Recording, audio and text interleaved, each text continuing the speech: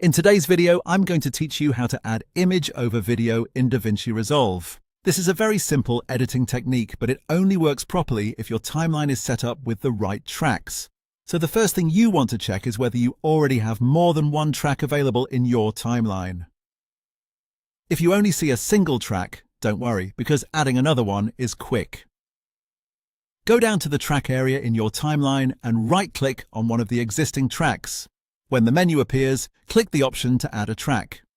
This creates a new track for you to work with, and that extra track is important because it gives DaVinci Resolve a separate layer where your image can sit. Once that new track has been added, the next thing to understand is how track order works.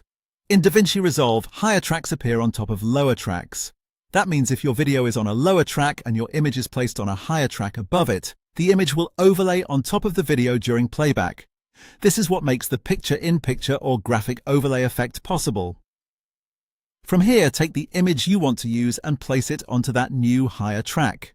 Make sure it sits above your video clip in the timeline, not on the same track and not underneath it. If the image is on the higher track, DaVinci Resolve will treat it like a top layer, so it will display over your video instead of being hidden behind it. If you don't see the image over the video right away, double-check that it's actually on the higher hierarchy track. Even a simple track placement mistake can make it seem like the overlay isn't working, when really the image is just sitting on the wrong layer. This layering system is one of the most important basics to understand in video editing, especially in DaVinci Resolve.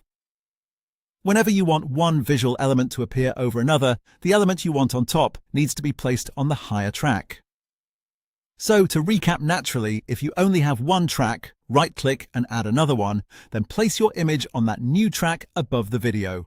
Because it's on the higher track, it will overlay over the video. That's it. Once you understand tracks and layer order, adding an image over your video becomes fast and easy every time.